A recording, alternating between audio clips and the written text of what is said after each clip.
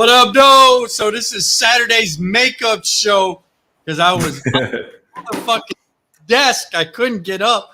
I was telling my boy right here, I didn't have COVID, but I had pneumonia, and I was nursed back to health. So Saturday I was fucked up. I couldn't make it. And then the other co-host was like, well, we don't, they just do better when I'm on the show. So welcome to Tuesday's special show. Yours truly, Dree Swift. Yo, here with Prophecy. Rodney here from he over there in the other side of the motherfucking town, Arizona, Queen Creek. That is Santan. You motherfucker, you live on the other side of the planet. Straight from imported from what? E-Course, right? Yeah, E-Course, 3751 10th Street. Yes, sir. Yeah, there you go. So the $1 question is, because I usually have topics to talk about, or doing interviews, but I want to get right into it. So, 7 episodes into BMF, have you watched it? Yeah, I watched every episode.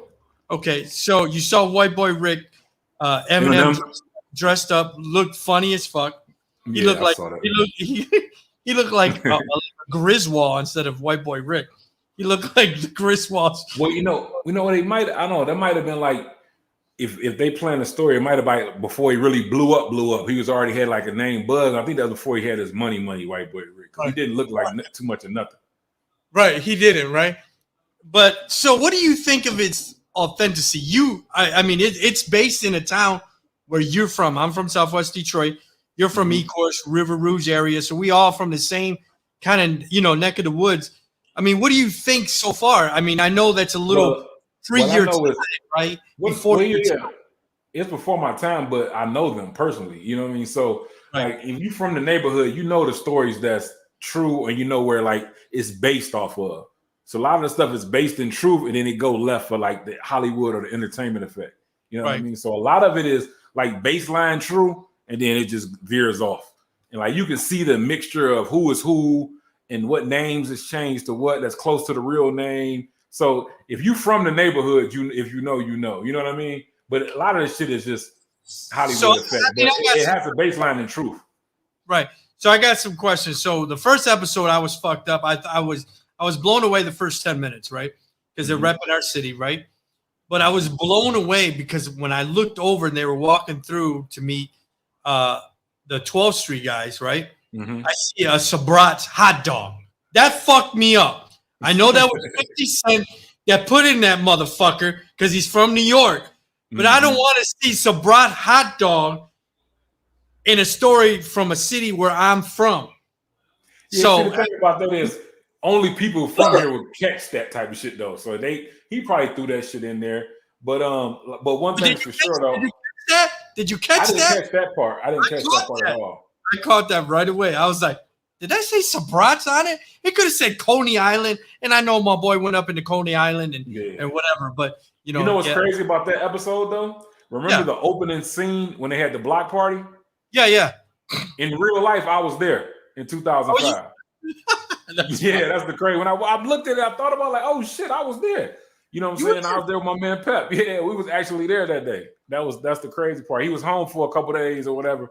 And we went over and kicked it with him a couple times at his mom's crib right there. So crazy. Meech, and because I'm not from E-Course or River Rouge, so Meech, this character, and his brother, these are real characters. No, real people, yeah. It's based off real people. Yeah. Okay. And then how about the guy that, they were like, oh, the big drug dealer, I'm trying to think what his name is now. The guy where they Pat, the guy that goes by Pat. That's a representation of somebody else, and somebody named, I think his name is Edric. He's an old school player he's still around too. He's a legend from the hood. You know what I mean? So a lot of those people are based off real people. You know what I mean? They just change names and might have add, some shit to sauce it up. So if you from out there, that's why most people like it, because they know like some of the truth that's in the story. Right. And then I ain't from that. I mean, I'm from that era. But I'm not from that area. You know what I'm saying? Yeah. And then just the representation is good. You know what I mean? Right. You know how many times I got to explain what the fuck E-Course is to people? They think it's E-Course Road or, you know what I mean? So just for people to see that, okay, damn, we right across the street from Detroit. You know what I mean? So people really see it, man. Some people called me after that episode. Oh man, I remember you said you was right across the street from Detroit. I'm like, yeah, nigga, I just said Detroit because you wouldn't know what E-Course is. You know what I'm saying? Yeah. It's funny because I'm a guy that catches those bits, the Sabrad hot dogs. He said, "Where's the stash at?" He said 12th Street and Harper, and I was like, "Wait a minute, 12th Street and Harper don't even touch. What the fuck is he talking about?" He should have said 12th Street and Hyson. Yes, but what I'm saying, but you know what I'm saying. I catch those tad bits because I'm like, you know what I mean. Like I always got to catch that authentic. You know that the 12th Street and Harper shit. I think everybody caught that one. Yeah, that was like motherfuckers inboxing me like, "Hey man, I'm gonna meet you on 12th Street and Harper." I'm like, "You're never gonna get there. You're never gonna meet." Funny though, you know what I'm saying? Because but he said 12th Street and Hyson. Now that's actually in E-Course. Okay. So when they say 12th Street, they're not representing 12th Street, Rosa Parks. They're talking about 12th Street and E-Course. Yeah, like 12th Street and Visitor area. Yeah, I don't even know where that street is. Yeah, because even they show them like they show a picture of them in front of a shrimp restaurant, and on 12th Street and Visitor is a restaurant called the Shrimp Hut. So you know what I'm saying? They were showing love to all the cities though. You know what I mean? So it was cool. Yeah, I figured 12th Street it had to be there because I was like, they ain't gonna beef with somebody from E-Course and come all the way down to this, to Corktown, 12th Street, or you know what I mean? 12th Street. It's a 12th Street. It's a 12th Street in E-Course. Okay, so there was really 50. There was really 50 boys in the 12th Street. Okay. Yeah, but I don't think it was a beef like how they make it on the TV show. You know what I'm saying? But they was the 50 boys. That was their name. You know what I mean? So a lot of the shit is, like I say, a lot of it is based in truth. You know what I mean? Okay. So like I said, I'm 7 episodes in. I was a little disappointed that I had to watch the 7th episode on YouTube because that shit was horrible. It was a horrible copy that leaked on YouTube. Horrible copy. Stars wouldn't put it out until the 21st, I believe. That's what I read. I don't know. They actually released it and then pulled it back, so it was on there for a couple hours. I wonder why. I wonder what happened.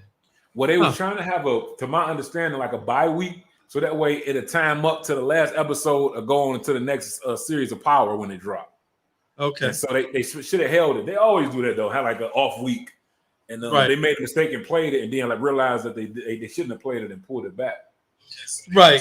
No, and I gotta admit, like I said, the real authenticity or the authentic is there. I could feel it. I've been working on a story for myself because, I had my own escort service, and then I had some guys that did a couple episodes for me that wrote, and I'm like, dude, this sounds like an LA thing. I'm like, I'm from Detroit. I'm from the city of Detroit, Southwest. So I had to tell them, you know what I'm saying? Like, nah, man, we're gonna have to, you're gonna have to read up on Detroit or something because what you're spitting out on paper. It sounds like I grew up in East LA or something. You know what I mean? Mm-hmm. So whoever 50 Cent is getting to write that, they are definitely on point when it comes. I know they got some writers from the city. I think his name is Roland. I can't think of the name, but I watched the interview on him. So they trying to keep it off. You know what I'm saying? And at the end of the day, there's gonna be a Hollywood effect to it because it got to be entertaining. You know what I mean? It's not a documentary or a docu-series. It's a TV show loosely based off their life. You know what I mean? Right. It said that in a disclaimer, like some of this shit is fictional, but some of this shit really possibly could have happened. You know what I mean? Right.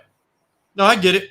So tell me, I wish I had a little more time to kind of do a little more backstory, but like I said, Saturday was kind of fucked up. I really couldn't get into it because I couldn't even breathe. But so tell me a little bit who you are, where you're from, so people that are listening, tell me, what you're doing. I know you're doing many different shows. You have the Realist Talk Show and all that good stuff. So tell me. Yeah, well, I'm a kid from E-Course, Michigan. You know what I mean? Raised in a single parent household. Used basketball to go to college for free. You know what I mean? I use that as a tool to get to different levels in my life. And that's like right now, so I played for River Rouge High School. We won state championship my junior and senior year.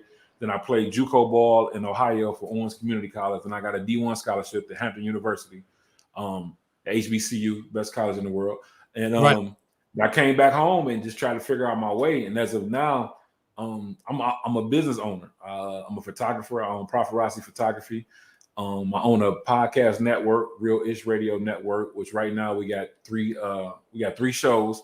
It's Cigars with Friends, which is my show. My little sister has a show called Transparency Place, And then one of my friends from college, she has a show called Live with Blaine J. And we also have the Real Ish Radio app. So, you can watch us live on YouTube and Facebook and on the app. And the audio is also on all streaming platforms and also on the app.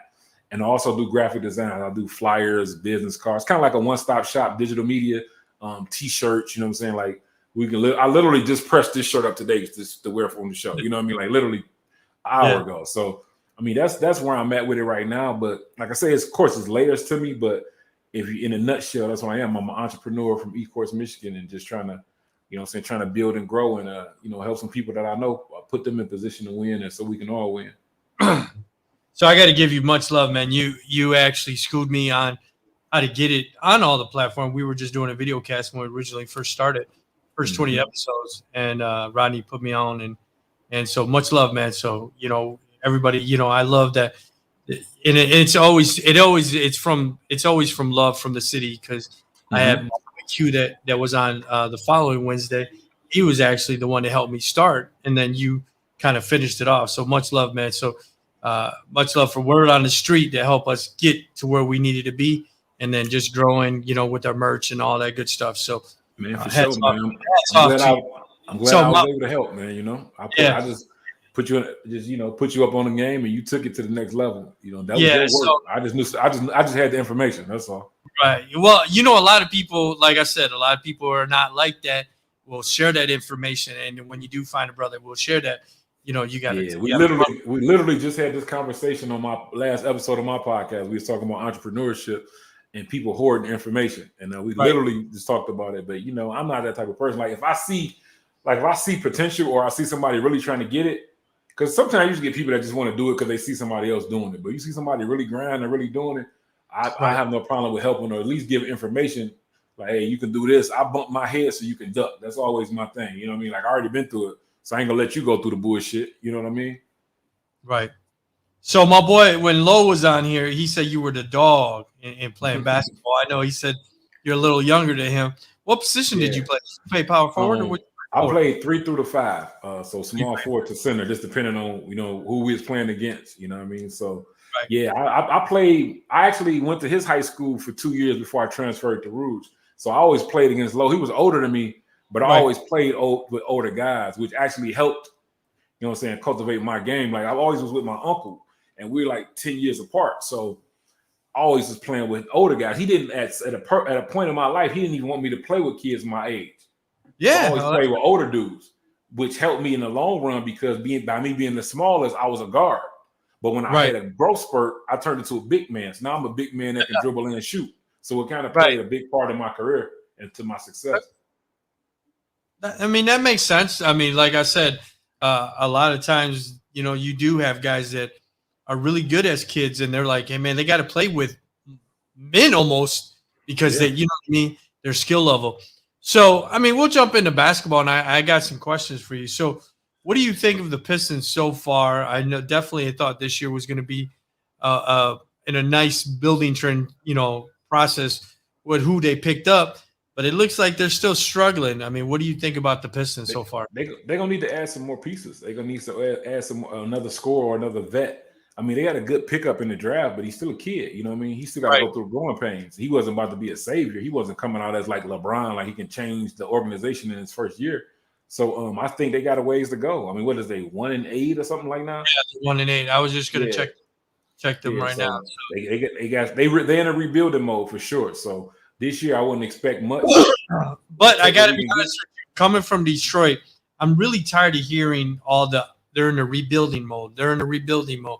And you know what I mean? I'm really sick of it. So don't you think the organization needs to make moves now, not hopefully in 4 years, and then this guy moves on? Because I've seen a lot of Pistons move on. You know what I mean? What I'm saying? It's almost like a Detroit curse. A lot of players from the Lions and for the Pistons, when they go to another team, they blow. Right. So I don't know. That might be some internal things. I don't know. Coaching or general management might need to be changed up. Something's not equating from what we getting to what we putting out on the floor. Right. It's a disconnect somewhere. I don't know how to answer, but it's definitely a disconnect. Because think about what's his name, Reggie Jackson. He's flourishing with the Clippers. You know what I mean? Like every time somebody come through here, it's like Blake Griffin got somebody injected him with a fountain of youth as soon as he left. You know what I mean? Like, what the fuck? Right. Catching alley-oops and shit again? So it's just like, I don't know. It's something about in that organization that needs to be changed. Maybe a new birth, a new energy all through the office, need a clear house. I think, you know. So so a lot of people are unaware of it. I guess the owner is I guess a fan told me, somebody of the show, he was like, "Did you know that the Pistons owner is involved in the prison system? He owns a lot of prisons." And I said, "No, I didn't know that." He said, "That's how he got his money." So they were saying, definitely basketball is more black, players, right? And they might not want to play for the organization because, of course, what do prisons do? They incarcerate, colored people of color, right? Mexicans, Hispanics, blacks. So he said that's a bad connotation for basketball players that want to come here and play. And I said, I never thought of that. But did you know that the owner is I didn't know that, but I don't think that'll be the reason because. Well, I'm just throwing that out there. Did you know that the owners? No, I didn't know he was. I didn't know he made his money off the prison system. I didn't know that at all. But I don't think that's stopping nobody from playing for him because the check is too big. Because even if you come there, you still want to do good. So your next team, somebody else will want you. So I don't think that'll make you. Only players in the position to dog it like that is somebody that's already got a name. So if your name big enough, you can't be like, all right, I don't want to play for this organization, and you can do shit and move on. But if you new in there, you can't do that because who else gonna want you if you didn't do nothing your first couple of years? So I don't think that's the reason. I just think there's, like I say, the organization may need some new blood, some new energy. Okay. Well, we're gonna stay in basketball real quick. I got the $1 million question. Kyrie, what do you think? I respect his decision. You know what I mean? You played the game. You understand the pressure. You respect his decision not to get it. Now, keep in mind, it's not the organization. It's not the NBA. It is the state. That's his regular. New York, yeah. I think California is doing the same thing, if I'm not mistaken. No, because I remember they trying to do that with one of the Golden State Warriors players, and he ended up getting it. But man, you got to respect the person's decision. And we look at it as outsiders. Oh, he's throwing away all this money, this, that, and the third. Still getting $16, $17 million to sit at home. He's got a guaranteed contract. He got a guaranteed contract for one, and plus, I think sometimes, as fans of sports, we look at these people like they're video game players, like we control them. They still humans, you know what I mean? They got to make their own decision. He a man, and that's what he wanted to make a decision on. You just got to respect it. And people gonna have their opinions because. You know what I'm saying? Those that don't do criticize. So that's just what people going to do. Like, you're going to hear the announcers and everything probably talk shit about him, but they're not in his position and they don't believe what he believed. So just like if you take it back to, I remember I met Mahmoud Abdul-Rauf at the Pistons game, right? When he started not standing for the national anthem. Okay. And he was doing a lot of stuff that athletes doing now 20 years ago. And I met him and we went but in a tunnel and he was before the game and he was like, giving me peace because they giving me hell. That's all he said to me. I'll never forget that. You know what I'm saying? I was a kid, but he stood on what he stood on. He lost a lot of money. That's before people was getting them big stupid contracts. You know what I'm saying? And you got to respect that man that stand on principle. Whether you believe in it or not, he believes in it.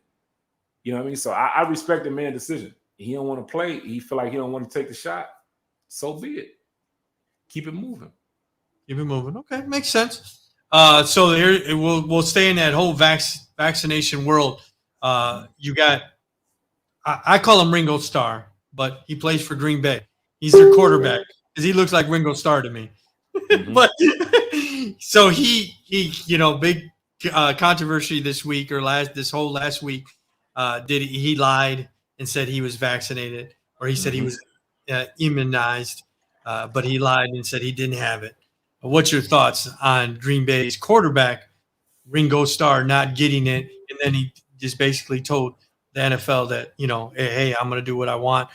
Do you think it's unfair that other players have to follow NFL protocol, but him as kind of his own guy and do whatever he wants to do and just say, hey, you know what? I didn't get it. So what? What are you going to do about it? Well, I mean, if history tells you anything, for one, the color of his skin is going to make his thing just different, regardless. He's not getting nowhere near the same energy that Kyrie Irving's getting. Kyrie Irving was honest about it. I'm not getting it. I don't want to get it. I'm still on the fence about it. Dude actually just told you, yeah, I got it. lied to it, then caught COVID, and then jeopardized all his teammates. Right. You know what I'm saying? But we're not. But the media or sports media is not keeping that same energy. Right. And I think that's totally unfair. I think that's bullshit.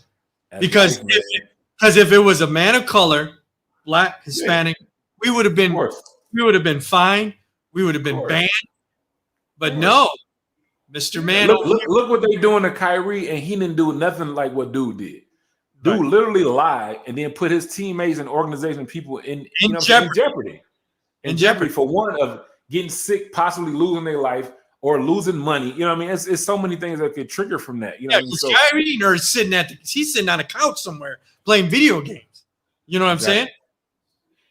So exactly. So it's America, man. You know what I'm saying? Just like I was telling I was doing some shirts for a guy down here, right? So he wanted some fuck Joe Biden shirts. He was like, "Do you have a problem with making fuck Joe Biden shirts?" I said, "No, it ain't fuck me. I don't care." I said, "Man, I'm a black man in America, man. No matter who the president, I still got to get it out the mud." You know what I'm saying? I don't give a fuck. But it's just my thing. It's just that this is the world we live in, bro. You know what I'm saying? I expected this when it came out. I was like, I know they're not gonna give him the same energy that they gave Kyrie, and they did. Yeah, no, I get it. Someone just put, he jeopardized the safety of many, and it's true. Yeah, that's the wife on the check-in. Exactly. But you know what I'm saying? It's bullshit, And in the media is basically, I've seen a lot of the big media guys were basically, he technically didn't lie, and this and that. And I'm like, They're making excuses for him. They're making excuses for him. How many times you seen that? You know what I'm saying? The police kill some guy. Oh, he thought he had a gun. They always turn a victim into, what I'm saying, into a suspect. So I'm not surprised. And we know what the world we live in. And you know what I'm saying? Being black and brown, we both understand that what's going on. It's not a secret. Right. And that's the way it is, what it is, man. So that's why we always got to make our own way. And we can't depend on that system, any system. And you see how that all he had to do is say he didn't take it. He just literally just lied and did a total opposite of Kyrie. And you don't see that same energy. Even from like I've seen Jason Williams pretty much check Stephen A about it. Like, you're not giving Aaron Rodgers the same energy that you gave Kyrie. Right. It's weird, but it's expected. So what's your thoughts of the tragedy that happened at Astroworld? I think they said the youngest kid that died was 14. And I heard the youngest kid that was injured was 10. The death I think was 14, but injured it was 10 from what I read. But I think it's tragic. All these people is just. I mean, death is, one person dies bad. You know what I mean? 8 is fucking horrible. And I just think that's just, it's hard to even put into words what that is, man. It's a tragic situation, man. Love and sympathy and compassion out to the families. But that's just crazy. And from what I'm hearing, I don't know how true this is. They saying there was somebody injecting people with drugs. It was a whole, I heard somebody got shot in the neck with a needle. And it was a security guard. They had to give him Narcan to revive him. I heard it was some wild shit going on in there. But, so I know they throw concerts there at Astrodome, or what they want to call it, Astroworld. But I heard Travis Scott takes a lot of risks. He has that type of crowd that wants to. If you caught a couple months ago, I think he went to go buy a newspaper and there was like people rushing in, and I think what I heard is that he gets like a. That's a high for him. He likes all that craziness and they be like on some mosh pit type shit. That's his thing, like that punk rock type thing. Is like he's kind of bringing that type of energy to his shows and things. It ain't for me. I don't even really listen to his music, so it really ain't for me. But that's his thing. But now you got to take different precautions, man. Putting on that many people, I think it was like 50,000 people was there.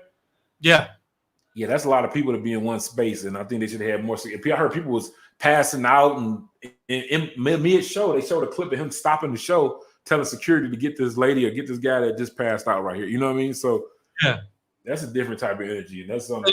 And then I heard like he didn't even stop. Like when the people started, you know what I'm saying? Like he was just looking over and just kept going. You know what I'm saying? Because a lot of the stuff that was going on, I understand is like normal at those type of concerts. People getting pushed, knocked out, and trampling each other like that's like they be raging. You know what I mean? So he probably didn't know exactly what was going on and kept. I don't like why they trying to put a lot of the blame on him. Right. People got to be accountable for themselves, man. A lot of people was in there doing extra shit. You know what I mean? And it's tragic what happened. But I mean, you go to that type of event, and you know that's the type of energy it brings. I know you didn't expect to go there and find death to be there, but shit, you know, near-death situations going on. Right. No.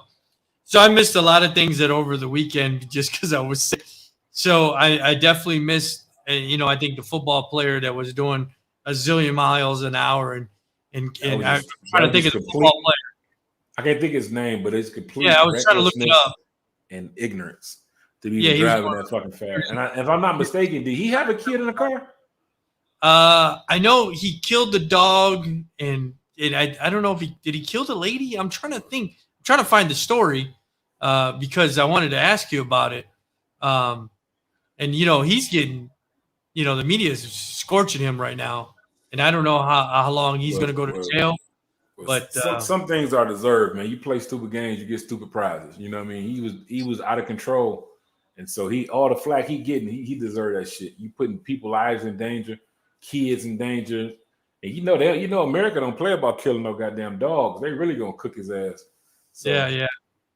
That's just that whole situation is just stupid. That could have been avoided. And like you said, he killed the other driver. Female passenger both lived in minor injury. Okay. I don't know. I just heard a lot of people. The dog burned up. I mean, it was just crazy. So crazy. Once you hit the internet, a little sauce get put onto it. So a little sauce get put. They add extra shit to it. That's the internet. Everybody wants some attention. So when did you launch? You said, is it your daughter or you said your niece? Who's doing the show? No. My sister has a show. Your sister, because you had 3 girls at one point doing a show too, right? Yeah, that was one of the shows. We ended up parting ways and ended that show. So right now is my show, Cigars with Friends. Then my sister has a show that comes on Sundays called The Transparency Place. And then I have another friend from college. She has a show called Live with Blaine J. So those are 3 shows that we're cooking right now. We're thinking of adding more, but that's where we at with it right now. And then so how do we do we go to your website to download the app, if I remember? Realisradio.com. You can download the app from there. It's in my link tree, linktree.com. Or you got it scrolling at the bottom /privacy313. Everything is on the link tree. The Instagram, you can download the app. Anything that we're doing is all in the link tree. Okay. And then you're doing, I know you've been doing like weddings and stuff like that. Are you still flying out of town to doing weddings and stuff? I'm done for the season in Detroit. So I flew back maybe 14 times from May 1st to the last one was October the 9th. So I'm just getting done with that. I'm trying to tap into this Arizona market because this is, even though here you can get married all year round, but this is the peak season from like November to April because of the weather. It's perfect for having an outdoor wedding. You're not getting scorched. So I'm trying to tap into the market here because I got photo booths. We got the 360 spin booth. We got a standard photo booth. I saw the 360. Just trying to tap into this market. That's cool. Are those 360s pretty expensive? A few thousand, but you'll make it back. Okay. You make it back. I think it's a good investment though. Because I was telling people before the pandemic, a lot of people was getting the mirror booth. And I didn't want to get it. And I was trying to explain to people like the mirror booth, it looks good, but it's giving you the same thing the other photo booth is. So, you can play games on the mirror, but who want to be having people playing games on the mirror? You backing the line up. So to me, I didn't think that one was a good investment. But with the 360, it gives you a different element. It's giving you a video. So I think they'll stick around because it's not the same thing as a regular booth. I knew the mirror booth wasn't going to last. That's why I didn't get one. But the 360 booth, I think, is a good investment. People love it. I think it's going to stick around for a while. And it's a good price point to rent it out. So that's what I was going to ask. So you basically bought it to use it or rent it? What do you? Oh, to rent it out. That's to rent out to clients. It's a business thing. Like if I have an event at my house or something, I definitely have it set up. You know what I mean? But it's for my clients. Like I did a wedding 2 weeks ago, and we took it there. I'll be the attendant. You know what I mean? And I run it, and boom, it's a good day's work. How much is something like that for a wedding or whatever? What do you charge? It ranges between like $200 to $300 an hour, 2 hour minimum. And then are they able to? Because I've seen it like on Facebook, but Mhm. is it something like that? It's a video that they get afterwards, or what? What is it? Well, actually, it has multiple options. You can do boomerang, you can do pictures, you can do a video, or you can do a slow-mo video. Most people do the slow-mo video. So I didn't even, sometimes I don't even put those other options on the screen. Hit the slow-mo, spin it, you do your thing, you'll get like a 20-second video sent to your phone. I see some people, I'm like, I don't know about this, but people love it, man. Especially once even like how you say I see it. Once you get on it, you get into it. You know what I mean? Trust me, I seen the hardest thugs dance on the 360 booth.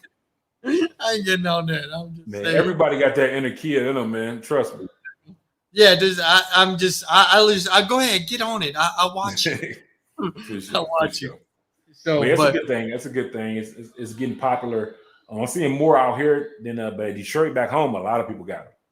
You know what I mean? It's definitely a market for it. Because I know I know my ex-wife was telling me she was looking for a photographer. Are you doing senior pictures and stuff like that? Yeah, senior pictures. We do weddings. You got to text me afterwards because because I like to do my daughter, and I don't know if we found a photographer yet for her. Yeah, we do senior pictures, man. Weddings, outdoorsy, kind of. Especially here, we got the views for it. You know what I mean? Right. Yeah, we do all that.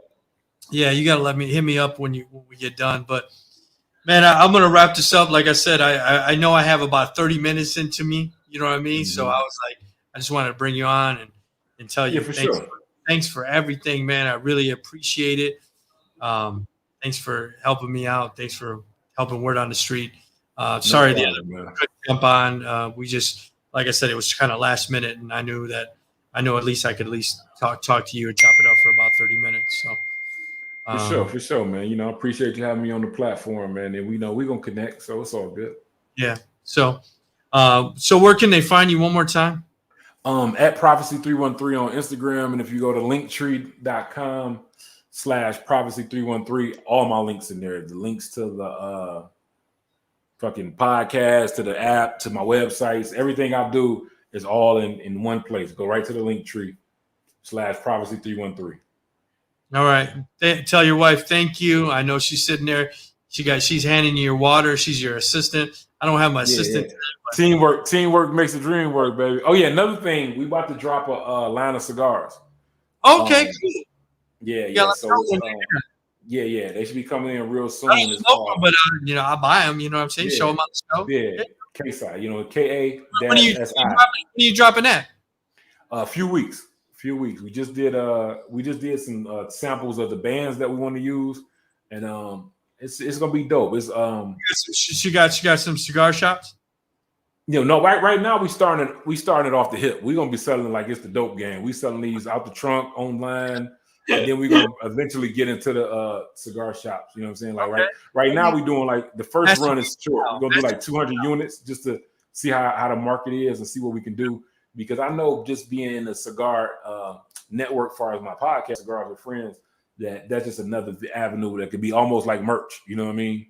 And so we definitely gonna put that together, and it's on its way, man. It's on its way. That's cool, man. You gonna do a masterpiece style right out the trunk. Straight out the trunk, man. We hustling from the hip, man. You know what I mean? People gonna get them too. They already asked me about it. Like I threw little hints out, and people are already reaching out about them. So they coming. My guy in Nicaragua at the cigar plant, he on me like, you ready to roll? I'm like, I need about another week or two. Take care of some other things, and then we own it. We own it. Like I say, I named it after my kids. My daughters are K Marie and Natalia Simone. So I took the first initial from K, named K-A, and the first initial from my daughter's, Natalia's middle name, S-I. So it's K-A, K-A-S-I. And it's gonna be 31300, but it's gonna be in Spanish. 313. So it's gonna be my kids in Detroit. That's cool as hell, man. You got definitely let me know when it drops. Yeah, it's going down real soon, sooner than you think. All right, man. Much love. Thanks for checking in tonight, man. Like I said, much love for all the help you've done. Help me, and I can't wait for the cigar to drop, man. That's gonna be the shit. So I'll let you get to dinner. You probably about to eat dinner. I'm gonna eat some dinner, and I'm gonna watch some TV and just relax, and hopefully this fever goes away. Yeah, man. Get well, man. Health is wealth, baby. Health is wealth. Yeah. So let me hit this video out and we get out of here. Word. Like